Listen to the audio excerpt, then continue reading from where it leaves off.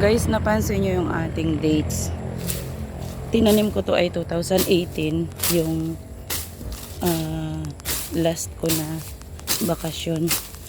Yung nag-silver anniversary kami. Napakaswerte nito guys, dates na ito. Yun ang sinasabi na ano daw, green thumb.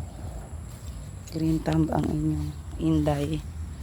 Kasi ayan guys, dalawa pala sila. Ito. Dati maliit ito pa. Ngayon, inano ko siya. Tawag dito. Yung ginamasan ko ito dati. Ayan. Ang pag-aalaga kasi guys ng dates, dapat lagi daw puputulin yung. Pero guys, naku, nakakalagnat ang tinik nito. Dati po ako ay natinik. Nito nilagnat ako. Nakatuwa, may anak na siya. Yun guys, nakita nyo, may anak. Sumulo. Anong tawag nyo dun? Ang tawag sa amin ay sumuwi. Ayan o, may suloy. Umanak.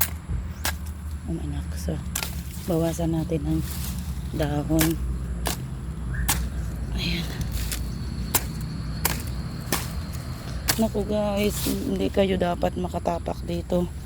Pag natinik kayo ng tinik nyan, nakakalagnat siya. Ayan. Bago yung binili nating dulos, matalas siya. Tapos gusto kong hukayin yung kamote. Ayan na siya. Ganda na. Guys, ang daming pumunta ng Middle East, ng ibayong dagat. Ang daming gustong makabuhay nito. Shout out kay Mars Abi.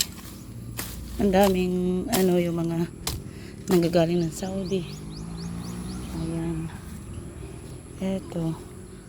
Mas malaki ito kasi ito yung una kong tinanim. Kaya lang bawal siya dito dahil may wire ng kuryente. So ipapalipat ko rin ito. Naghahanap pa lang tayo ng pagkakataon na may mag-aano nito guys. Maglilipatin na nyo, harapan ko.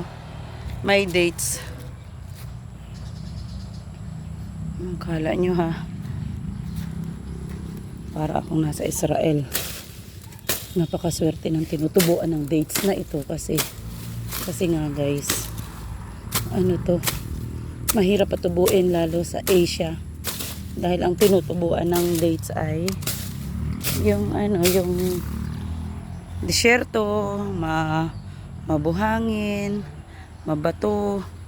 Nabubuhay ito guys sa tag-init. Alisin pa natin. Ayan. Alisin natin. Aba, talas ang gulo ko ha. Isa lang yung inano ko kinatay ko. Pati yung taas nadala siya. Ayan. Hindi ko kasi siya napapagtuunan ng pansin dahil diba guys, nagtag-ulan.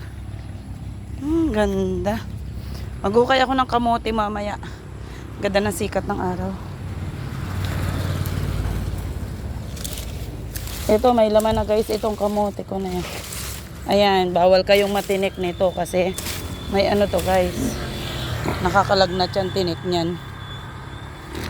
So ito, alisin pa natin.